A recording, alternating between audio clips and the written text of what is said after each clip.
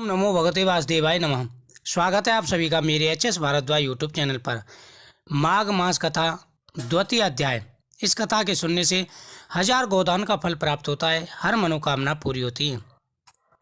जैसे ही राजा उस सरोवर के पास से जाने लगे तो तपस्वी ने कहा कि हे राजन, इस पुण्यकारक माघ मास में इस सरोवर को छोड़कर के आप कहाँ जाना चाहते हैं? राजा ने हाथ जोड़ के कहा कि हे ऋषिवर, मैं माघ मास के बारे में कुछ नहीं जानता, कृपा करके मुझे इसकी महत्व बताइए। राजा के ऐसे वचन सुनकर तपस्वी कहने लगा कि राजन, भगवान सूर्य बहुत शीघ्र उदय होने वाले हैं, इसलिए ऐसा में हमारे लिए स्नान का है, कथा का नहीं। सो आप स्नान करके अपने घर को जाओ और अपने गुरु श्री वशिष्ठ जी से इस महत्व को सुनो। इतना कहकर तपस्वी सरोवर में स्नान करने के लिए चले गए और राजा भी विधि पूर्वक सरोवर में स्नान करके अपने घर लौटा और रनवास में जाकर तपस्वियों की सब कथा रानी को सुनाई। तब सूत जी कहने लगे कि महाराज, राजा ने अपने गुरु वशिष्ठ जी से क्या प्रश्न किया और उन्होंने क्या उत्तर दिया, सो कहिए। व्यास जी कहने लगे कि हे सूत जी, राजा दिलीप ने रात्रि को सुख से सोकर प्रातः समय ही अपने गुरु वशिष्ठ के पास जाकर उनके चरणों को छूकर प्रणाम करके नम्रता से पूछा कि गुरुजी, आपने आचार, दंड, नीति, राज्य, धर्म तथा चारों वर्णों को, चारों आश्रमों की क्रियाओं, दान और उनके विधान, यज्ञ और उनकी विधियां, व्रत, उनकी प्रतिष्ठा तथा भगवान विष्णु की आराधना बतलाई है। परंतु अब मैं आपसे माघ मास के स्नान के महत्व को सुनना चाहता हूँ। सो हे राजन, इस प्रकार से उन्होंने कहा कि हे तपोधन, नियम पूर्वक इसकी विधि बताइए। गुरु वशिष्ठ जी कहने लगे कि हे राजन, तुमने दोनों लोगों के कल्याणकारी वनवासी तथा गृहस्थियों के अंतःकरण को पवित्र करने वाले माघ मास के स्नान का बहुत सुंदर प्रश्न पूछा है।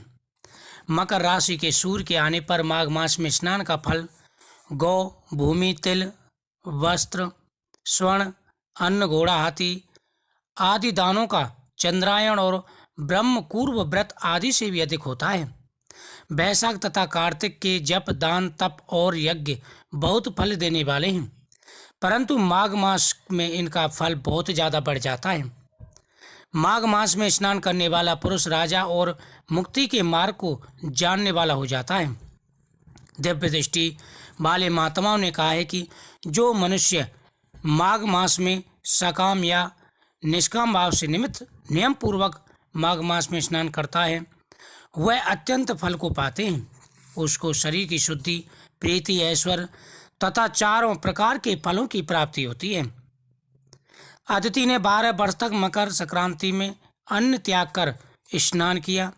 इससे तीनों लोगों को उज्जवल करने वाले 12 पुत्र उत्पन्न हुए। माघ मास में करने से ही रोहिणी, सुगवा, अरुंधति, दानशील और प्रसिद्धि को प्राप्त हुई। जो माघ मास में स्नान करते हैं तथा देवताओं के पूजन में तत्पर रहते हैं, उनको सुंदर स्थान, हाथी और घोड़ों की सवारी का दान को द्रव्य प्राप्त होता है। अतिथियों से उनका घर भरा रहता है, उनके घर में सदा वेद ध्वनि होती रहती है। वह मनुष्य धन्य है जो माघ मास में स्नान करते हैं, दान देते हैं तथा व्रत और नियमों का पालन करते हैं। दूसरे पुण्यों के क्षीण होने से मनुष्य स्वर्ग से वापस आ जाता है, परंतु जो मनुष्य माघ मास में स्नान करता है वह कभी स्वर्ग से वापस नहीं आता। इससे बढ़कर कोई नियम, तप, दान, पवित्र और पाप नाशक नहीं। भृगु जी ने मणि पर्वत पर विद्याधरों को यह सुनाया था।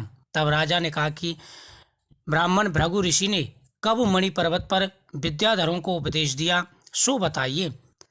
तब ऋषि जी कहने लगे कि हे राजन, एक समय 12 वर्ष तक वर्षा न होने के कारण, सब प्रजा क्षीण होने के कारण संसार में बड़ी उद्विग्नता फैल गई।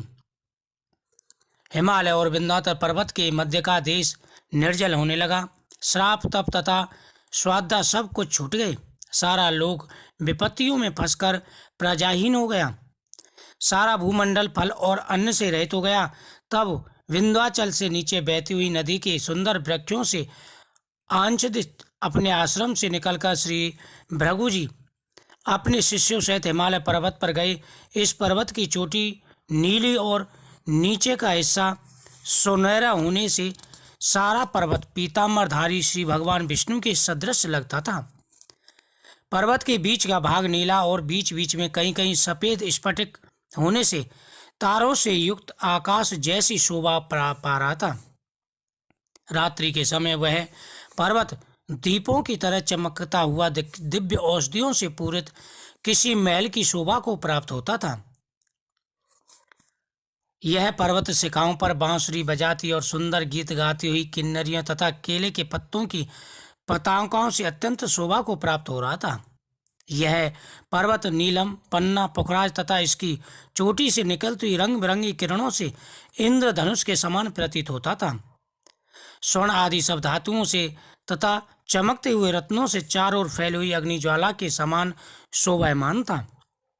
इसकी कंदराओं में काम पीड़ित विषधारी अपने पतियों के साथ आकर रमण करते हैं और गुफाओं में ऐसे ऋषि मुनि जिन्होंने संसार के सब कलेशों को जीत लिया, रात दिन ब्रह्म का ध्यान करते हुए और कई एक हाथ में रुद्राक्ष की माला लिए हुए शिव की आराधना करने में लगे हुए हैं। पर्वत के नीचे भागों में जंगली हाथी अपने बच्चों के साथ खेल रहे हैं तथा कस्तूरी वाले रंग बिरंगे मृगों के झुंड इधर उधर फिर रहे हैं। यह पर्वत सदा राजहंस तथा मोरों से भरा रहता है। इसी कारण इसको हेमकुंड कहते हैं। यहाँ पर सदैव ही देवता, गुहाक और अप्सराएं निवास करते हैं। इस पर्वत की शोभा अवर्णनीय है। यहाँ पर बड़े बड़े ऋषि मुनि तपस्या करते हैं। माघ मास में जो व्यक्ति भगवान के नामों का उच्चारण करते हैं उनकी सभी मनोकामनाएं पूरी हो जाती हैं। माघ मास में भगवान शिव की पूजा का विशेष महत्व है। भगवान शिव की पूजा करते समय जो व्यक्ति अपनी मनोकामना बोलते हैं उनकी मनोकामना पूरी हो जाती है। प्रतिदिन भगवान विष्णु का पूजन और भगवान शिव का पूजन करना चाहिए। यह द्वितीय अध्याय की कथा थी।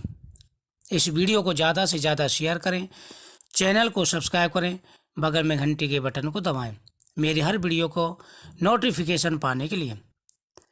माघ मास का बड़ा ही पवित्र महत्व है और इन कथाओं को प्रतिदिन सुनने से हमारी हर मनोकामना पूरी हो जाती है।